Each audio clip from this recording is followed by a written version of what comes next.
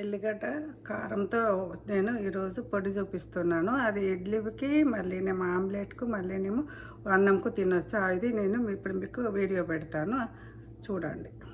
జై శ్రీరామ్, జై శ్రీరామ్, జై శ్రీరామ్. సువర్ణ ఏలేటి యూట్యూబ్ ఛానల్ సబ్స్క్రైబ్ చేయండి, షేర్ చేయండి, లైక్ చేయండి. నేను ఈరోజు ఎల్లిగడ్డ కారం అని చూపిస్తున్నాను.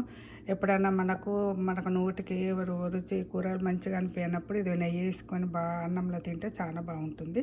అదేవిధంగా మళ్ళీ ఒకటి ఏంటంటే ఇంకొకటి మనము ఆమ్లెట్ వేసినప్పుడు దాని మీద జల్లుకొని తినవచ్చు. మళ్ళీ అట్లనే కాకుండా ఇది ఎల్లిగడ్డ కారం అని నేను చూపిస్తున్నాను మీకు. ఈ ఇడ్లీకి కూడా చాలా బాగుంటుంది. ఏం లేదు, నేను కొంచెం పావు కిలో కొలితే మీకు ఇస్తాను, కానీ నేను కొంచెమే వేస్తున్నాను. ఇక్కడ కొంచెం ఎల్లిపాయలు తీసుకున్నాను, ఇట్లా కారం దీంతో కారం తీసుకున్నాను, ఇలా సగము ఉప్పు తీసుకున్నాను. అదేవిధంగా ఇది జీలకర్ర 1 స్పూన్ తీసుకున్నాను, మెంతిపొడి కొంచెం పావు స్పూన్ తీసుకున్నాను, 1 టీ స్పూన్ ఏమో ధనియాలు తీసుకున్నాను. ఇదేం లేదు, ఇవన్నీ కలపాలి. ఇవన్నీ ఒక దాంట్లో కలిపి తర్వాత ఇవన్నీ ఒక దాంట్లో వేసేసేయాలి. జీలకర్ర వేసేస్తున్నాను. అదేవిధంగా ఇక్కడ మెంతి పొడి, ఇది ధనియాల పొడి వేసినాను.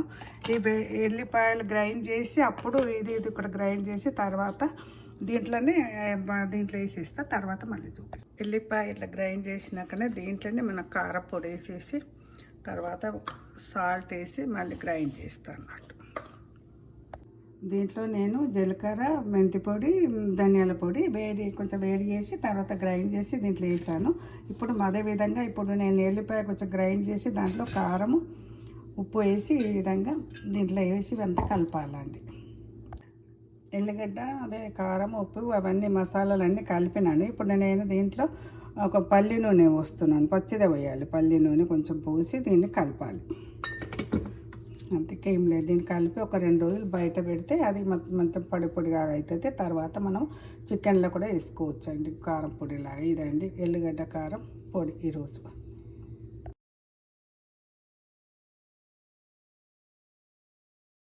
ఎల్లిగడ్డ కారం ఒక 3 డేస్ ఇట్లా బయట ఆరబెట్టినట్టు ఉండాలండి. ఎందుకంటే మనం పచ్చి నూనె పోస్తాం కదా, ఇట్లా ఉంటే కొంచెం బయట ఉంటే అది ఉంటుంది అన్నట్టు, ఆరుతుంది అన్నట్టు. కాబట్టి ఈరోజు నేను ఈ బాటిళ్ళకి ఎప్పుడైనా పచ్చళ్ళు మాత్రం ఎప్పుడైనా గాజు సీసాల్లో వేయాలండి, ప్లాస్టిక్ దాంట్లో వేయొద్దు. ఇదండి అల్లం, ఎల్లిగడ్డ కారం.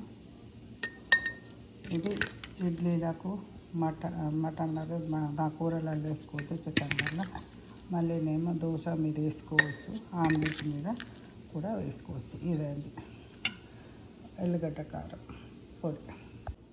నేను 250 ఎల్లిగడ్డ చూపించాను, కానీ నేను 50 గ్రాములు చేసుకున్నాను. ఎందుకంటే ఖర్చు కాదు కదా అని ఇంత కొద్దిగానే వేసాను. అదేనండి. చూసిన వాళ్ళందరూ సబ్స్క్రైబ్, షేర్, లైక్ చేయండి. సువర్ణ యూట్యూబ్ ఛానల్.